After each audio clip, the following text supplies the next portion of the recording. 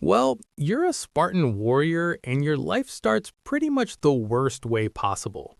You're born in ancient Sparta around 400 BCE, and if you're lucky enough not to get thrown off a cliff as a baby for being too weak, yes, that actually happened, congratulations! Your reward is a childhood that makes military boot camp look like summer vacation.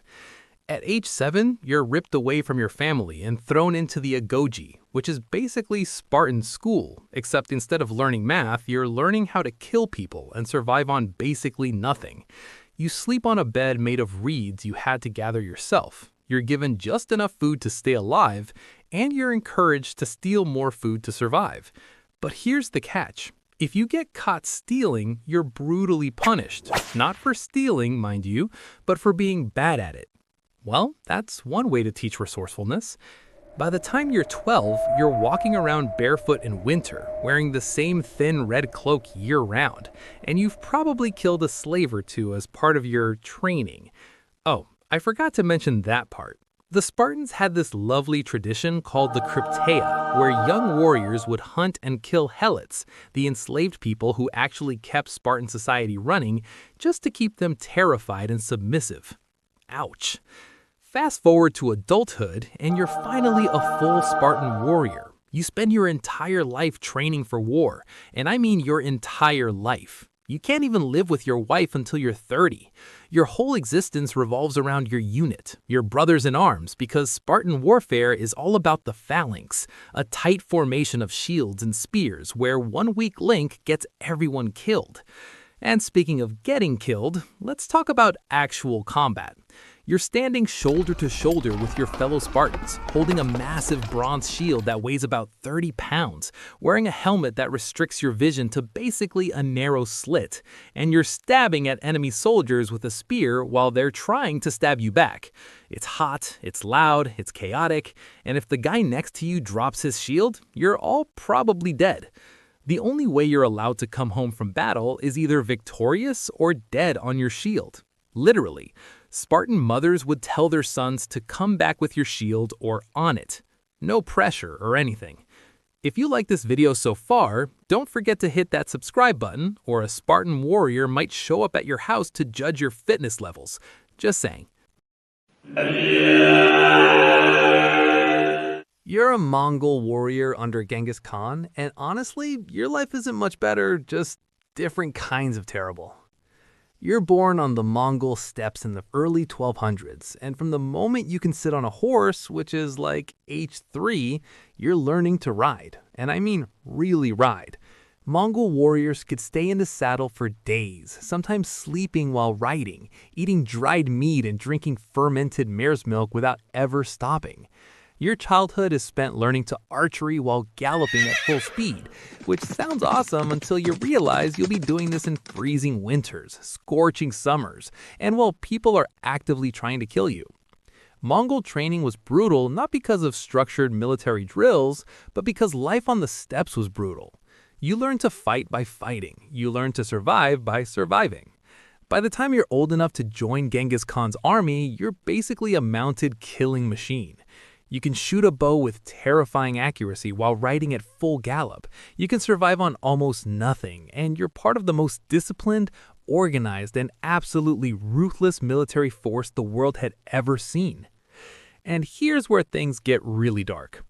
The Mongol strategy wasn't just about winning battles. It was about psychological warfare on a scale that still gives historians nightmares.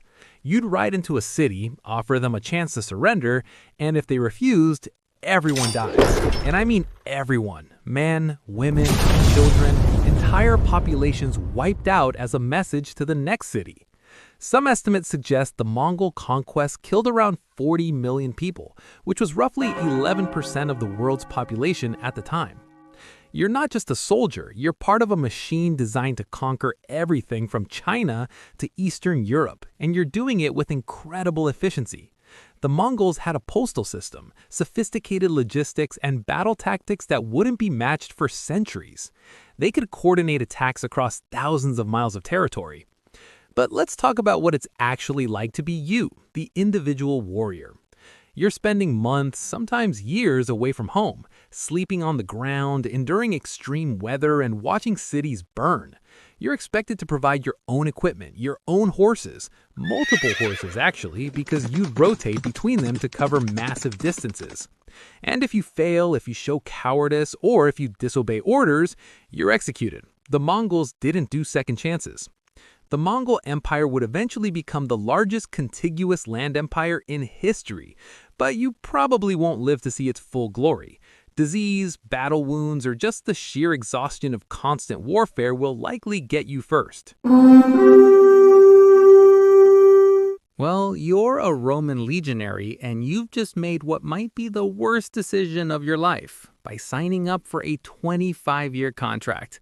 Yes, 25 years. Hope you didn't have any long-term plans.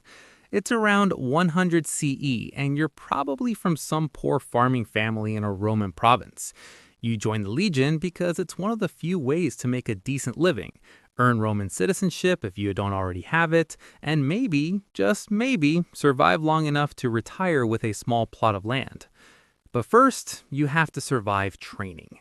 Roman military training was no joke. You're marching 20 miles a day in full armor, about 60 pounds of equipment, and then building a fortified camp every single night.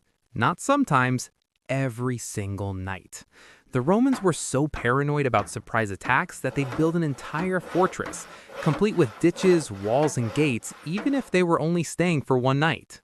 You're learning to use a gladius, the short stabbing sword that made Rome famous, and a pilum, a javelin designed to bend on impact so enemies can't throw it back at you. Clever, right?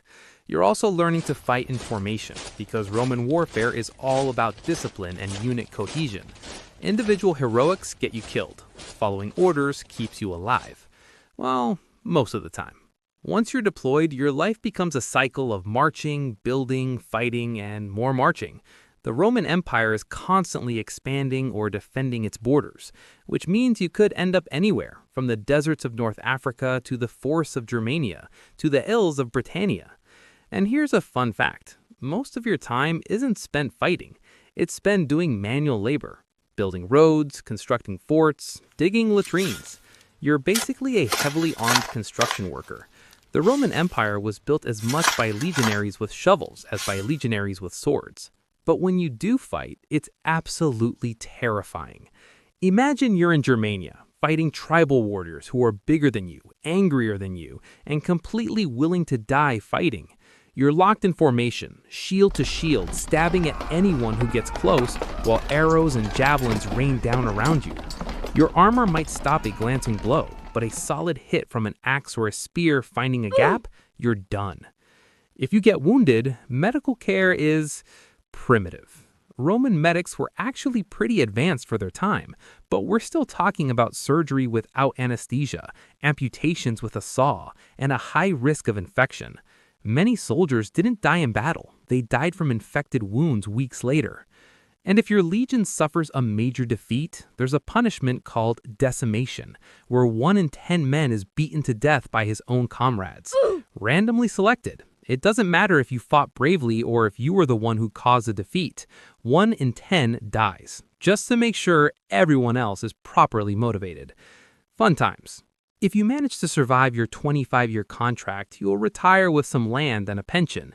But statistically, most legionaries didn't make it that far. If you thought that was rough, hold on to your helmets because we're about to talk about the most psychologically devastating military experience in history. You're a Viking and your life starts in Scandinavia sometime around 800 CE, where you're born into a culture that literally believes you need to die in battle to reach the best version of the afterlife. No pressure. Vikings weren't actually a unified army. They were raiders, traders, and explorers from Norway, Denmark, and Sweden, who just so happened to be really good at showing up in boats and taking whatever they wanted. You're not part of some organized military force. You're part of a crew, maybe 30 or 60 men, all crammed into a long ship designed to travel up rivers and attack before anyone knows you're coming. Your childhood is spent learning to navigate by the stars, to row for hours without stopping, and to fight with an axe, a sword if your family can afford one, or just whatever weapon you can get your hands on. Vikings weren't picky. By the time you're old enough to join a raiding party, you've been hearing stories your entire life about warriors who died gloriously in battle and now feast in Valhalla with Odin. This isn't just cultural background, this is your entire worldview. Dying peacefully of old age is basically the worst thing that can happen to you. You want to die with a weapon in your hand, covered in blood, preferably taking someone with you. Which is, a fascinating way to create warriors who absolutely do not care about their own survival. So, you set sail on a raiding expedition. You're crossing the North Sea in a wooden boat that's open to the elements, getting soaked with freezing water, eating dried fish and stale bread, and hoping you don't hit a storm that capsizes the whole ship. If you survive the journey, and that's a big if, you're landing on the coast of England or France or Ireland, and you're running straight at a monastery or a village. Why monasteries? Because they're full of gold, silver, and absolutely zero military defenses. Monks aren't exactly trained for combat. The actual raiding is fast and brutal. You're grabbing everything valuable, burning what you can't carry, and taking people as slaves. Then you're back in the boat before any local forces can respond. The whole point is speed and shock. Get in, terrify everyone, get out. But here's the thing that doesn't make it into the cool Viking legends. A lot of you die. Ships sink, defenders fight back, diseases spread in cramped quarters. For every Viking who comes home rich, several don't come home at all. And even if you survive and get rich from raiding, you're still living in Scandinavia, where winters are brutal, farming is hard, and violence is just a normal part of life. Blood feuds could last generations. Someone kills your cousin, you kill their brother, they kill your father, and on and on. The Vikings eventually settled down, converted to Christianity, and became relatively normal medieval kingdoms. But during their raiding period, from roughly 800 to 1100, they terrorized Europe so effectively that people literally prayed for protection from the fury of the Northmen. My channel is still small enough that I can pretty easily read every comment I get, so let me know, which of these historical military experiences do you think was truly the worst, and why? Would you have survived any of them, or would you have been one of the first casualties? You're a samurai in feudal Japan around 1500 CE, and your entire existence revolves around a code of honor that will absolutely get you killed one day. Let's back up. You're born into a samurai family, which means your life path is decided before you can even walk. You're going to be a warrior. That's it. No other options. From childhood, you're training in swordsmanship, archery, horseback riding, and most importantly, you're being indoctrinated into Bushido, the way of the warrior. Bushido isn't just about fighting. It's about loyalty to your lord above everything else. Your family, your own life, your personal desires, all of it comes second to serving your daimyo, your feudal lord. And if you fail him, if you bring shame to yourself or your family, there's really only one acceptable response: seppuku, ritual suicide by disembowelment. Yeah.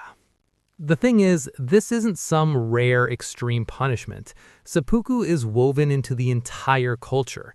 If you lose a battle, if you're about to be captured, if you disobey orders, or sometimes just because you feel like you failed in some abstract sense, you're expected to kneel down, take a short blade, and cut open your own stomach while someone stands behind you ready to cut off your head once you've proven your sincerity.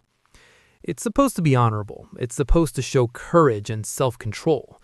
Mostly, it's just horrifying. But let's talk about actual combat, because that's what you're training for your whole life. You're learning to use a katana, which, despite what movies tell you, isn't some indestructible super sword. It's a curved blade designed for fast, precise cuts, and it requires years of practice to use effectively. You're also learning to use a yumi, a massive longbow that you fire from horseback. Japanese warfare during this period is chaotic and brutal. You're fighting in civil wars between different daimyo, everyone trying to gain power and territory. Battles involve arrow exchanges, cavalry charges, and then close combat with swords, spears, and whatever else works. And here's where it gets interesting. Samurai culture is obsessed with individual combat and personal glory, but real battles were won by armies of ashigaru, peasant foot soldiers with spears and later guns. You might see yourself as a noble warrior, but you're probably getting killed by some farmer with a sharp stick or a musket. The introduction of firearms to Japan in the 1540s basically broke the samurai system. Suddenly, years of sword training meant nothing when someone could just shoot you from a distance. A peasant with a week of gun training could kill a samurai who trains his whole life. Bushido demanded you fight with honor. Reality demanded you adapt or die. If you survive the constant warfare, and that's a big if, you might live long enough to see Japan unified under the Tokugawa shogunate in 1603. Peace finally arrives, which sounds great until you realize samurai in peacetime become bureaucrats and administrators. You're trained to fight, but there's no one to fight. Your whole identity is warrior, but there are no wars. Some samurai adapted, others just didn't.